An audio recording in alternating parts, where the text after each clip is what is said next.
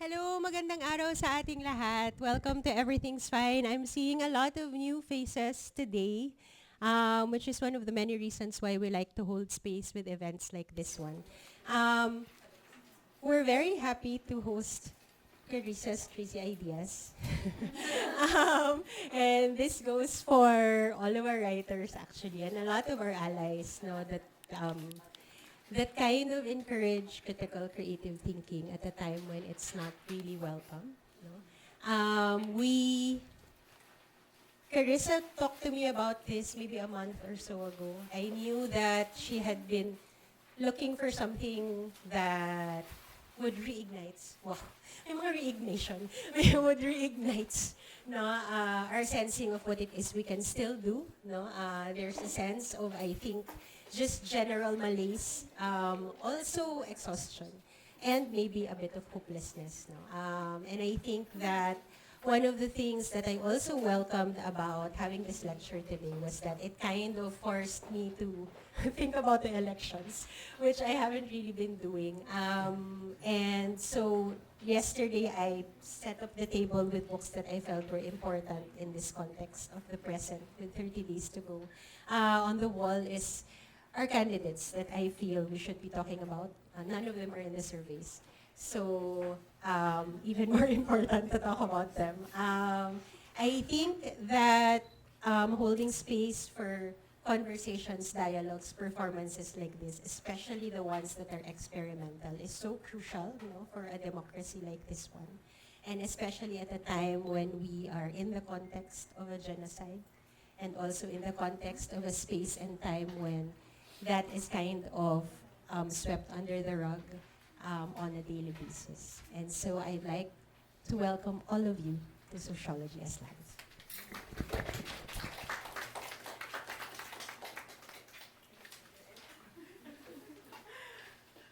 Ako na ba? Or Bea, will you, is Bea here? And sige, mamaya. Okay, hello everyone. Thank you so much for being here. We'll have some formal introductions to everybody who will be part of this lecture performance, but I just want to say a little bit about what to expect. I think most of you probably saw this as in the label of an experimental lecture, and so there will be some lecture and there will be some experiment. This is also the kind of show, if you will, that it's not going to have any breaks, so it's going to last for about an hour. And feel free to listen, to take notes if you want to. And after that, for the second hour, we can have a dialogue and a discussion. And the context of this is also part of a pedagogical project that I recently put out publicly called Slant School. Slant School is really the vision for an alternative school. And for me, I consider it a very open concept for modes of organizing a writing school that really thinks about ways that also problematize the role of the writer, the role of the artist, the role of the intellectual. And also the very important question, and sometimes it's implicit, sometimes it's ironic, the notion of class and class composition and social composition of that particular figure. And so this is actually part of a series of experimental lectures, and you can go to the project website for this where you can also register for the other two. And really this is the start of a framework to understand a certain type of what I call learning communities who do actively or seek to or could participate in a political domain, whether they really know it actively or not at first. So I'll also be joined by my students from last semester, who kindly agreed to do this with me. I was also just genuinely impressed with their writing. So they'll also be reading excerpts from their work, interspersed with a longer experimental lecture. And I think through the process of hearing it, we'll see partly why it's experimental. So everything that each person is going to read, I also have to say this is what we ourselves have written. So the person reading is the author of their work. But that's about it, and I think Bea will do some further formalities just to set up the final context.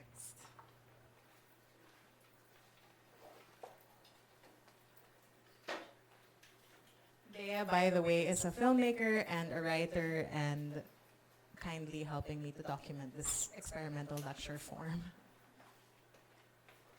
Hi, magandang hapon sa lahat. I'm here to introduce Carissa Pobre. Carissa Pobre is a writer who grew up in Quezon City. Her writings and work, comprising creative writing, community collaborations, and art as pedagogy, often inquire into the social-spatial formation of writing lives. Most recently, she was a participating artist at the SOMA International Program in Mexico City for artistic and critical inquiry into collaborative pedagogical models. Bakit kailangan ma-explain yun? Joke lang. She is completing her Master of Fine Arts degree in Interdisciplinary Art and Regenerative Culture. She is the author of Compositions, published by Everything's Fine in 2023, and Formations, self-published in 2021. 2 books of essays and poetry that reckon with the autocritical and agency in language and art in various ways. And she's also the co-editor of Makisawsaw Recipes, Recipes Ideas, X Ideas, Community Gardens Edition, published by Gantala Press in 2021. For 3 years, she was also co-steer of the Agam Agenda Climate Culture Initiative that reimagined discourse on the climate crisis and produced the award-winning anthology Harvest Moon, Poems and Stories from the Edge of the Climate Crisis by Institute for Climate and Sustainable Cities by Mil Flores Publishing in 2021. She has also taught creative writing, focused on the essay or nonfiction at Ateneo de Manila University. Beginning with an inaugural series of experimental lectures in April 2025, today, Slant School is their lifelong artistic pedagogic project. So today she will be performing her essay with her brilliant creative writing students from last semester, all very talented and self-reflexive. They are Akemi Algar, Joanna Fabricante, Leticia Franco, Dia Gutierrez, Precious Santos, and Renzi Ormeneta. They also want, parang gusto nilang sabihin, they're all mostly queer and are creative writing students from Ateneo de Manila University. Tama yan. Their essays talk about natural catastrophes, anxieties about graduating, growing up in the province, living in this megalopolis, class envy, commuting, walking, choosing to be an artist, and coming to terms with all of that. This performance is about reckoning, being at the precipice of something, making explicit all that is implicit. So where we came from, who are the people who took care of us. We from the middle class who are parang one hospitalization away from lifelong death, are invited to look at our social relations, to participate, to document our lived experiences, to look more into organic intellectuals, to think about structures alongside subjectivity, to do the spiritual work, to resist from the side of remaindered life. Thank you. Okay.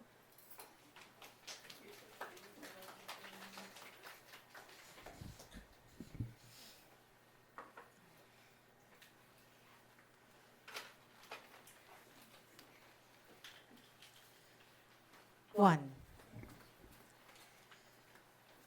as a Filipino, it's my personal dream to explain the state of class relations exhaustively. I'll tell you why I have this dream, which has been more like a fever, more like an illness. Give up on that premise, even scholars will tell you, unless you're courting a kind of madness or speaking in high theory. It's right pointing out that you cannot really give an exhaustive account of something like it. Class, a defining feature of the experience of Philippine society, is both abstract and material, acute and slippery in all the ways that Filipinos, consciously or unconsciously, understand their identity. In fact, not only their identity, but their possibility. And I wanted to give an account of this ever since I was a child. Growing up in middle-class environments, I was the last child of a family of 5 children to have been born out of struggle and out of our old house in Sampaloc, Manila, on Maria Cristina Street. Born to my parents, Erwin and Mariti. The family had moved to Quezon City by the time I was born, among the lineage of Manileños who had moved from Old Manila to the peri-urban sprawl of QC around the 80s and 90s. In Barangay Bagong Pag-asa, I grew up protected enough that sometimes I've thought I may as well have grown up in a gated village, though I never did. And through years of private school going to and from home, just like how it happens in almost all my dreams, I knew I was always trying to run away from something. It's the trouble with certain dreams that you won't really know what was real to begin with. You'd have opened your eyes and you find yourself gathering pieces left over from what you thought to be your waking life. Arrange whatever comes your way, I once read in a book. Ever since going to school, which are all among my earliest memories, I had the ill feeling that understanding this reality of class in Philippine society would be like trying to understand how we all got here. She will put her arm around yours and gaze out. At your backs will be history. And if I could figure it out exhaustively, I'd have a more satisfying answer than hearing my mother, who grew up in a working class family, say, "See, you're so lucky." The material conditions, the spatial arrangements, the social attitudes of people around me that seemed like they had been born into them. They live in every side comment I heard that festered every family reunion of a mixed bag of personalities and backgrounds, every conversation cut from the fabric of the nuclear Filipino home that I felt I couldn't participate in. I was studious growing up. Later on, I'd realized that a school can be but a microcosm or a chasm of Philippine society. It's in those memories I realize now, trying to understand what we all call now to be social class, that I was trying to look for my own country. So, fully waking into this consciousness, more than any other marker of personal identity, has been one of my ultimate dreams as a Filipino. 2. I'd like to put intense articulation and feeling to those conditions related to class, telling us whose problem it is, feeling like they're a problem, and what is the class composition of that problem. And we've been saying it over and over, us descendants of the post-colonies, but I wonder if we've been explicit enough to say, for writers, artists, and intellectuals, that this is our problem to have. It's our problem, and we ought to name it as such. A friend of mine one afternoon over coffee would remind me about the Gramscian idea of the organic intellectual, when I tell him how happy I am that Ka Mimi is running for office. Mimi Doringo, a mother, community organizer, and urban poor rights activist, was already Secretary General of Kadamay when I first met her. Born during Dekada 70, she was among the progressive candidates who launched their senatorial campaign for the 2025 midterm election. I remember the first time I heard Ka Mimi speak at a graduation ceremony for urban poor farmers who went through an agroecology training program organized by a citizen action group, including myself, and I could still remember the reverberation of her voice that day at high noon. Nanays and their children and the husbands of a few and more young people like us gathered for the day's celebratory community kitchen organized in the fight for housing rights and the right to the city. Mimi addressed the audience, and I heard then in her voice how she spoke that her life depended on it, every word. Here, I'm talking about the inorganic ones, us intellectuals, those who arise out of and participate in the professional consensus. Born in Masbate, though having grown up, living, and working in the capital city, Mimi worked as a contractor for 15 years in the factory of a cosmetics company where she was exposed to issues of labor exploitation and eventually became a community organizer. The poet and scholar Fred Moten once distinguished this, the distinction between work and labor. One is organized, the other is stolen.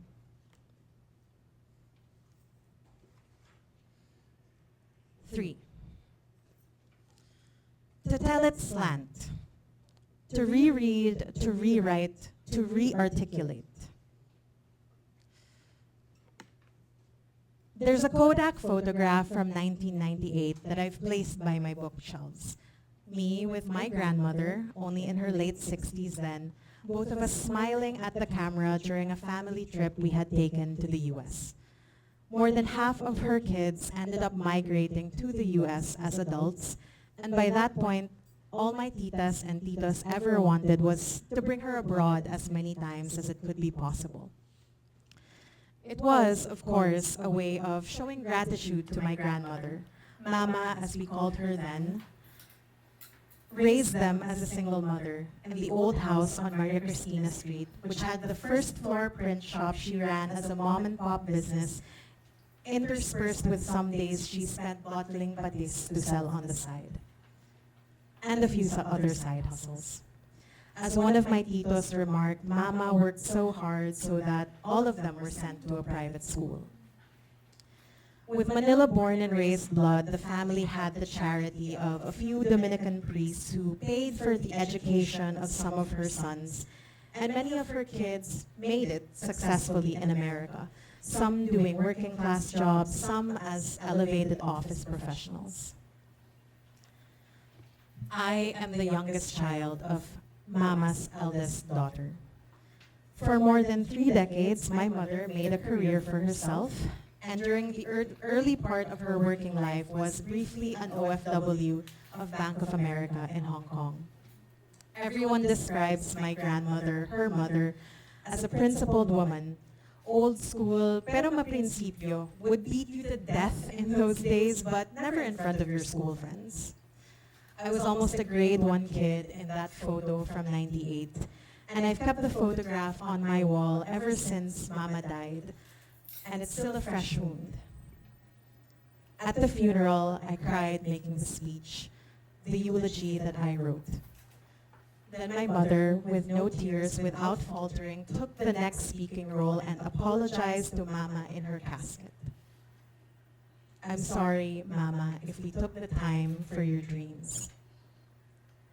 It seems that no one else remembers the bottles of patis except for my mother. It seems to be one of her most vivid memories of her growing up. Even with all that success, my mother once confessed that she lives her dreams through me. There's a truth in our politics that is deep, buried, and hidden. But you grow up hearing it on the news. Eventually, it's in every report or pulse survey you read. It's inside of every TV commercial, every campaign ad, every book or lesson you picked up in school. Somehow, every signage or billboard, every textbook or talumpati is trying to tell us this, or keep us away from it. The precipice to knowing what you've always wanted. The deep-seated fear that I also carried, that I didn't know what I wanted, was something passed down in the bloodlines of many women, and the goalposts to all philosophy, all political theory, to caretake the life that is worth living is shrouded in the terms of patriarchy, capitalism, and intellectualism, where women are rarely given the conditions and the language for desiring what it is that they truly wanted. Something was coming out of my hands, something about desire and language. And if I could make the blood pact now, the performance, the event, rewriting this social order, caring for the next, this is the pact that I am making. That none of us, especially women, would ever have to sacrifice for its own sake. The truth is not a burden, it's sacred.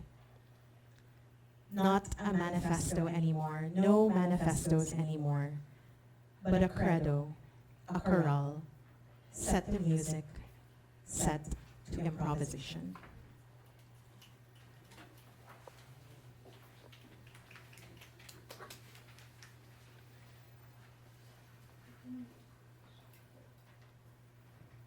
Royal Blue Orange at Egg Sandwich. Madalas na merienda namin to tuwing naiiwan ako sa bahay ni nanay at lolo, ang mga magulang ni mama. Sila ang naging pangalawang magulang ko na nagsisimula pa lamang si mama bilang punong guro at si papa naman ay nakikipagsapalaran sa ibang bansa. Sila rin ang nag-alaga sa ilang mga pamangkin nila noong naisin ng mga ito na mag-aral sa Maynila. Ang tahanan nila ang nagsilbing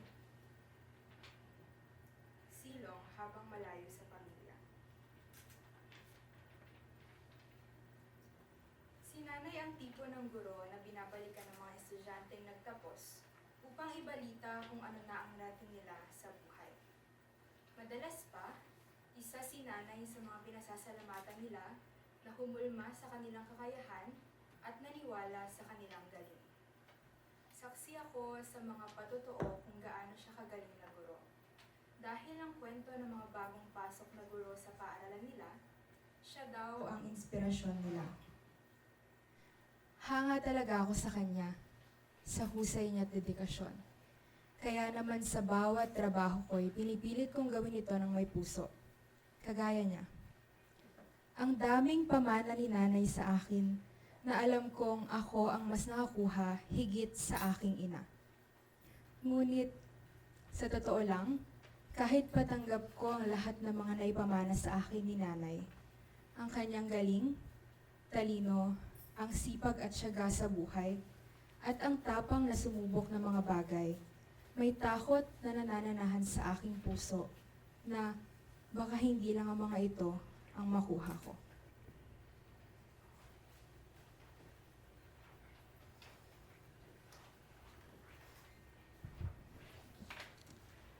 Four.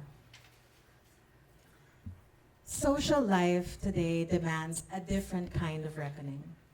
But perhaps I'm looking more for revisitation, close to revision, going back to something consigned to how it was once written by a lot of male manarchists, I have to say sometimes, and not coming out the same way you went. It is exactly what that event prohibits.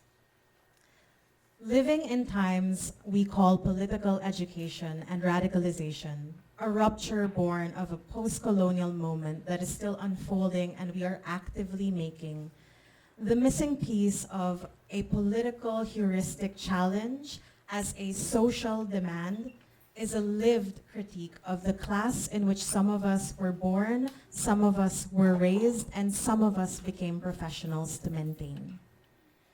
Those of us who have been in or around the struggle may have learned to call these entanglements, but institutional and social forces have sublimated in the class war the paradigms of professional consensus. The middle in middle class is perhaps fluid because we all have the capacity to see ourselves in the broader struggle.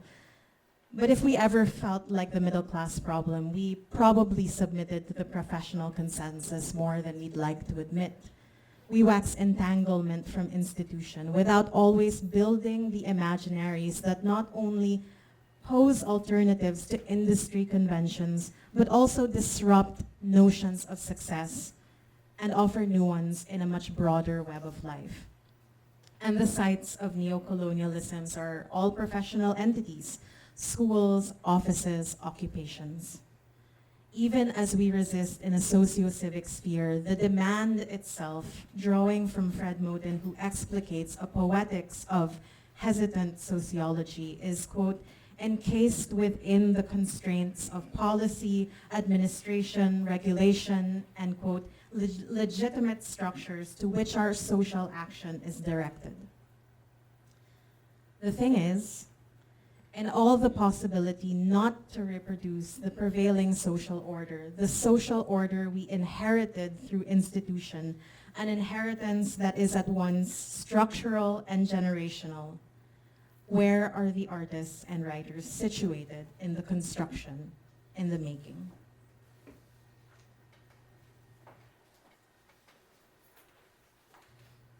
Totoo pala yung takot graduate, no? Dati, hindi ko maintindihan kung bakit nararamdaman yun ng iba. Bakit nakakatakot ang bagong yugto ng buhay?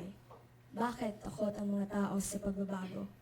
Ngayon, nasa pangatlong taon na ako ng kolehiyo. Sa tuwing naglalakad ako kasama ang mga kaibigan ko at mga tawanan at kwentuhan namin ay humahalo sa mundo. Sa kahel at pulang kalangitan, sa mga punong marahat na sumasayaw. At sa konkretong daanan, hindi ko mapigilang matakot. Kapag lumalabas kami mula sa arete at nakikita ang iba't ibang uri ng sining, hindi ko mapigilang mapatanong sa sarili, mararamdaman ko pa ba ang pagtigil ng mundo? O mas lalo itong bibilis hanggang sa hindi ko na alam kung paano gumalaw?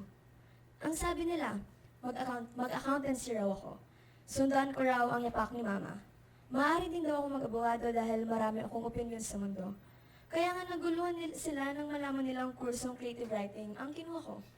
The usual. Kailanman ay hindi ko lubos maintindihan ang ganoong pananaw. Anong klaseng mundo ang walang sining? Natural ang paglikha sa tao. Hindi ko maalala na nabuhay ako sa mundong to na walang bahid ng sining sa aking paggalaw. Ang tunog na nililikha ng ating katawan, ang hudyat sa nakararami na umiiral tayo. May espasyong pinupunan. Ang mga likha ang nagpapahiwatig ng pagbabago, ang marka ng pagkabuhay.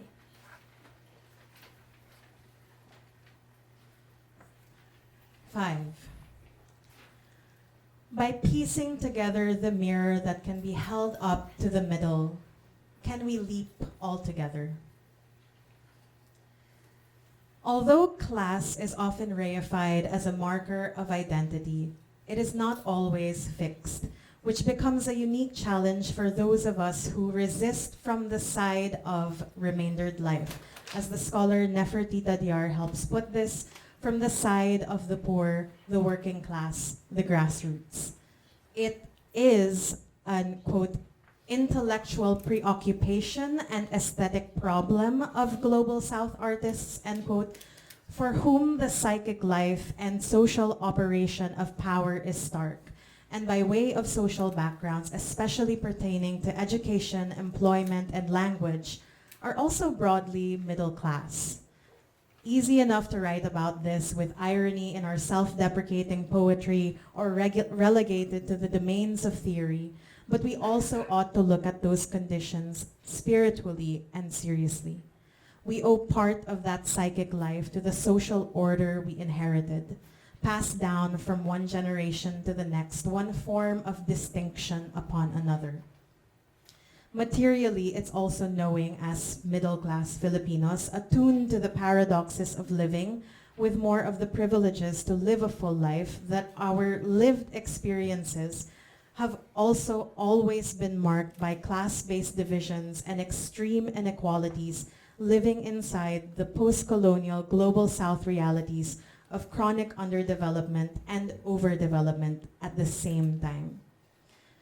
From a prior moment when decolonization and revolutionary justice met their impasse, we have only really known life and tried to understand everyday social life under what I borrow from Fred Moten as, quote, the neurosis of the demand that is lodged in times of political education and radicalization, where we attribute the so-called rupture of one's political consciousness. This social demand is a psychological and spiritual question, paano ka namulat, which is both deeply post-colonial and also specific to us in the third world, from which neo-colonialism and more polite idioms took from anti-colonialism, anti-imperialism, and class struggle to re-articulate its tensions. Thus, it calls to question class composition and the particular post-colonial subjectivity of the writer, the artist, the intellectual activist in the global South. Power, after all, is the non-full subject.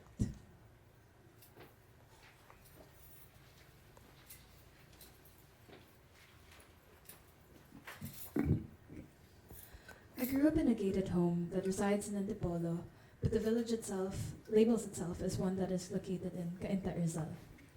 Half of my village's population resides in Cainta, while the other half in Antipolo. I am part of the former. All my life, I felt as though my environment was controlled, meaning a safe, deliberate, intentional space that my parents worked towards placing me in. I used to live in a gated condominium with my parents up until we needed more space for my new siblings. It was in that condo that I experienced Undoy. And every year, like clockwork, the floods come pouring in and the same politicians get elected. Nothing changes. The crystalline barrier that I am accustomed to brings me exactly here. The more stress is inflicted on the exterior surface, the more likely the structure and composition internally will change anatomically. A dislocation.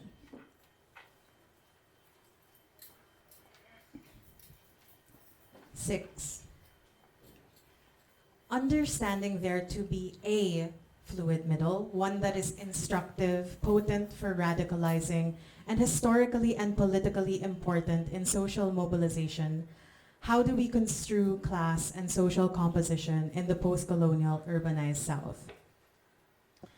The impoverishment of social life, the intricacies and shared precarities of cosmopolitan existence, as well as the transit from one class or class context to the next, underscore the deconstruction of concepts of social life and subjectivity. For us in the third world, social life is characterized less by fixed signifiers of identity, as perhaps a dominant identity-based politics would have it, but rather by relations of power and relations of precarity that pulsate in the social demand. Class shapes how we view the world. And because we've known in our everyday life under the worsening realities of social polarization and cultural segregation, encoded in almost all forms and spaces of contacts, more and more those in the middle come to know people from different backgrounds through exchanges of labor. Our social life is based on relations in their constructed role in class society, that is their manifestation and representation as oftentimes stolen labor. Social contact across class lines, or what some scholars have called interclass contact, has always been limited. And anyone who lives in Metro Manila knows that sometimes social life teems with class segregation. The temporary embarrassment of our middle classness is also in part a sociology of absences, a term I borrow from the sociologist Boaventura de Sousa Santos, laced in the reality of precarity itself as a problematic for the post-colonies, where some become class actors and others become even worse than labor, nothing at all. Drawing from De Sousa Santos to better depict global South contexts and epistemologies, this sociology of absences, meaning that what does not exist is in fact actively produced as non-existent, is also important in counter movements of subaltern cosmopolitanism. That is our interclass relations and solidarities with each other. So, is it any wonder that midway into Marcos Dictador Duta Jr.'s administration, as one example, that the progressive Makabayan bloc organized their senatorial slate this way: magsasaka, mangingisda, maralita, dating konduktor, tsuper, nurse, teacher, dalawang representative ng Women's Party List. They are not identifiers in the way that a dominant identity politics would have us check boxes. They are social relations. Perhaps even before the matrix of labor, these are basic functions of how things work in a society. Taong bayan naman.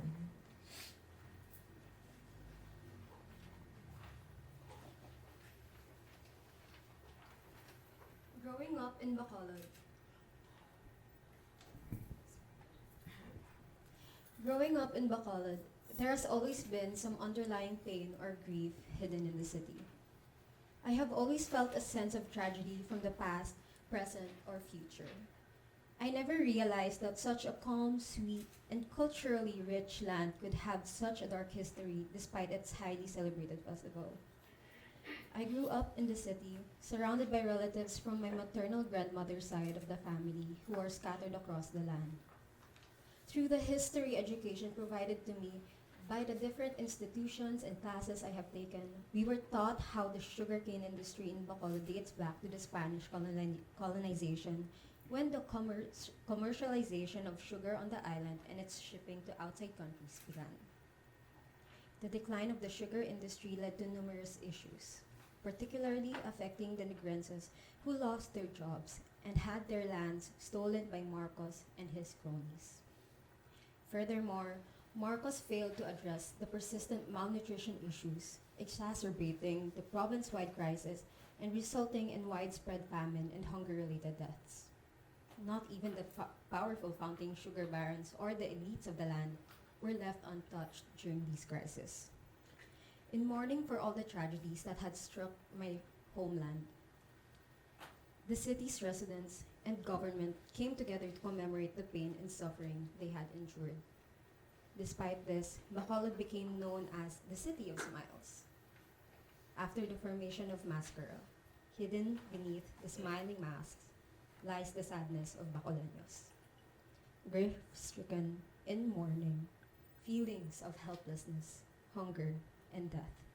The City of Smiles.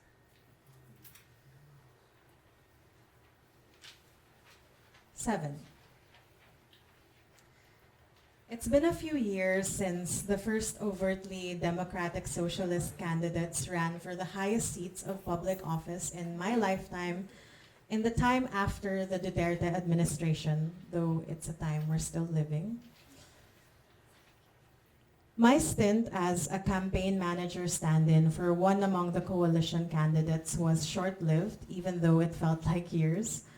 Born in Bacolod, Luke Espiritu, a father of 4 daughters, a lawyer, labor leader, ran a senatorial bid in 2022, and I volunteered for the job to help meanwhile, the daughters and sons of landed families with whom I went to school did photo ops back in their provinces and voted for national policies that were essentially anti-democracy.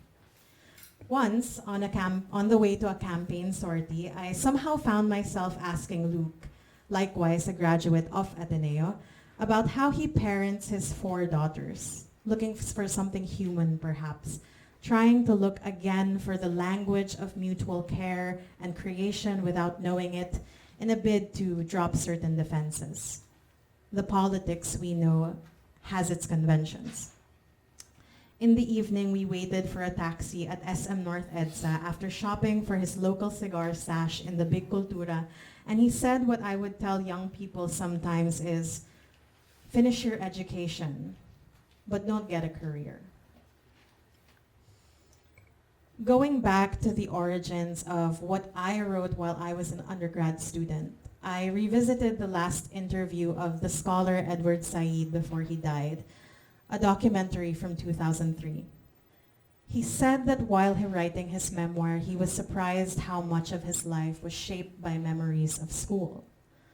And Said, being distinctly post-colonial, had also articulated for us how dominant Western discourse still largely takes no cognizance of, quote, the role of classes, the role of economics, and the role of insurgency and rebellion, especially in our intellectual resistance.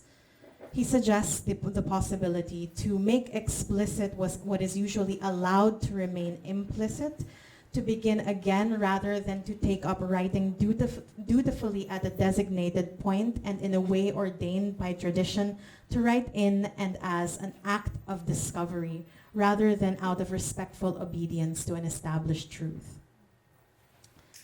I sort of learned this the hard way. Every abstraction is a charged political silence, an unbearable heightened consciousness.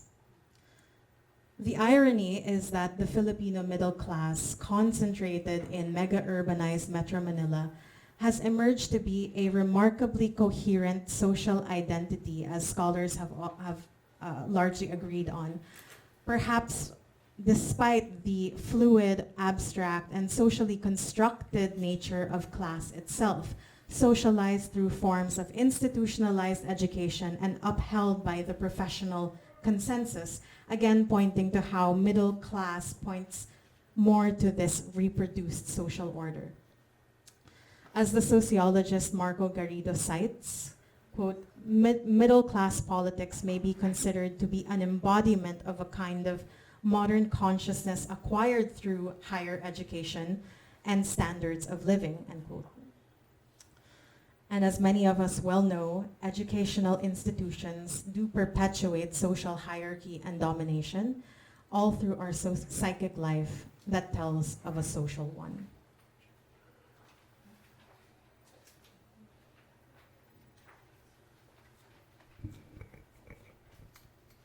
The name Henry C. did not leave an impression on me while I was living in Baguio in 2014. All I knew is that if I told people from school that I was going to SM, that they'd make a face. I don't know what had me believing that SM Baguio was newly developed at the time, when in fact it was developed in 2003, 28 days before I was born. And yet, I had never known of a Baguio city without SM Baguio. And yet when my Lola's sister would drive me to school, I dwell in a shared nostalgia. Look at all those pine trees, I'd tell her. The city is going bald, she'd say. I'd end up living in one of those SM condos. I longed to live in Loyola Grand Villas as a kid. My classmates lived there. It was where the rich kids lived, where lots were huge, where parties were held in households that didn't mind, had more rooms than people. I thought La Vista and Loyola Grand Villas were the same subdivision. It isn't. In fact, if you enter La Vista and move eastward toward Loyola Grand Villas, apparently you will notice that they are on two separate elevations. The fault line, I think. La Vista on a plateau, Loyola Grand Villas in the valley. If you continue towards that road, you will see a slope like a cliff, at the base of which is the Marikina Fault, a high magnitude earthquake waiting to happen, active enough to move every 200 to 400 years. It could happen any time now. To resist binaries, to know that two things are not mutually exclusive, to recognize that there is always a multiplicity of meaning, and yet power, privileging, profit. My articulation does not contest that of someone else's, but amid a wrestling for truth, domination.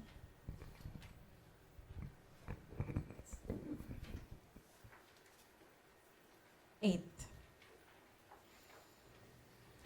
In the long stream of becoming conscious, out from the political and unconscious that we inherited, it may work for us if we ought better to be politicizing subjectivity than reifying identities, given how no one is born a class traitor. But the feeling that we are middle class, building on the work of anarchist thinkers, has more to do with how institutional and social forces work for the middle class beyond purely economic signifiers, and it's that we create alliances with these institutions that we become cogs of social reproduction. Decolonial scholars know that precarity is a potent political idea.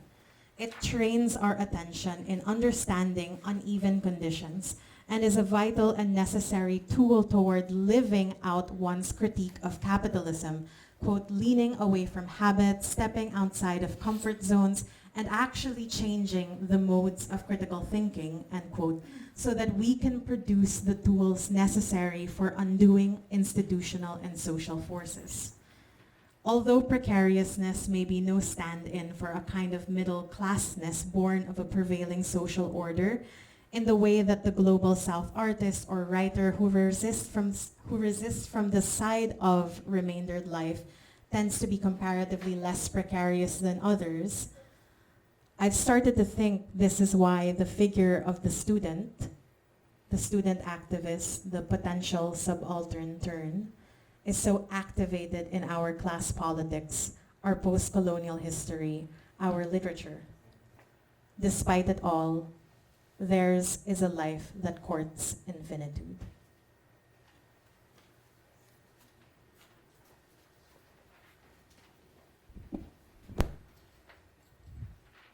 The uphill road has always been my weakness. I grip the metal handlebar and push on the pedal twice as hard.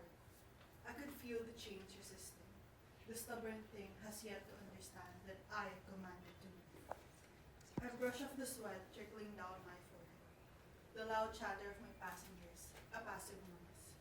They do not understand the heaviness in my thighs, nor the ache in my bones from the exhaustion of passing these roads 100 times a day. Their fresh, perfumed bodies and damp hair were yet to be touched by the polluted air of the main road. What I would give to take a break from all the peddling, to bathe in cool water and scrub all the day's debris until I am left with callous skin hardened by labor. The roar of the jeepney a few feet away shattered my fantasy. The kind eyes of my passengers screamed, Manong, bayad po. In my palm, the clinking of shiny metal, the fruit of my labor. I zip my body bag open and place my first earnings of the day. Only a few hundred pesos left, I think. And I lean back into my tattered vehicle, waiting for the next passenger I deliver to their destination. Just outside our compound, several street vendors gather. When the sun sets, a variety of stalls are present. Takoyaki, kwek-kwek, barbecue stalls are often our favorite spots, together with a large millipede. We used to ride bikes to go to the park, but then we had to let them go with the compound grew smaller from all the buildings being built. I loved walking. I loved the idea of two realities joining together, separated by a sidewalk. Gravel and soil, grass and dust, people and insects. One is always conscious of time and space and the inevitable end. The other, spreading and resisting human acts and the spaces they greedily consume. I began my day with a walk.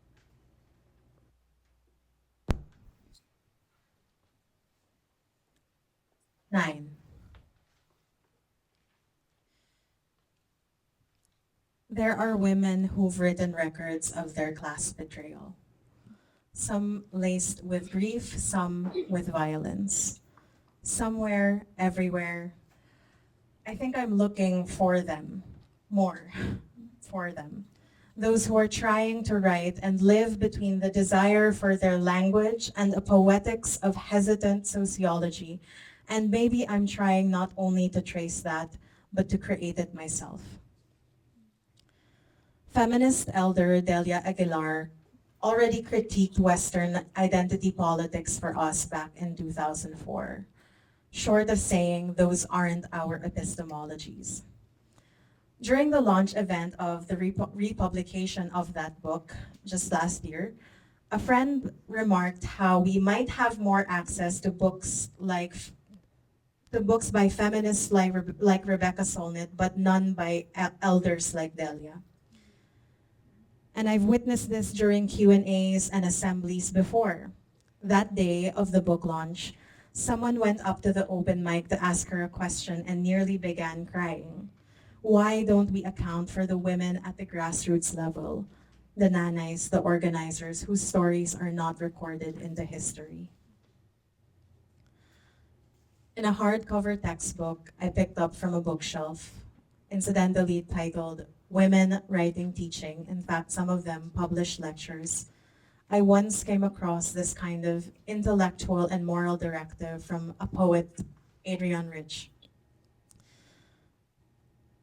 Quote, as long as our language is inadequate, our vision is formless.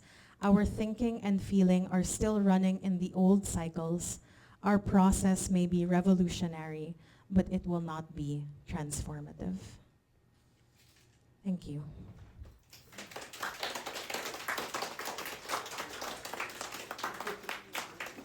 That was a polyvocal, autocritical essay by all of us, so thank you very much.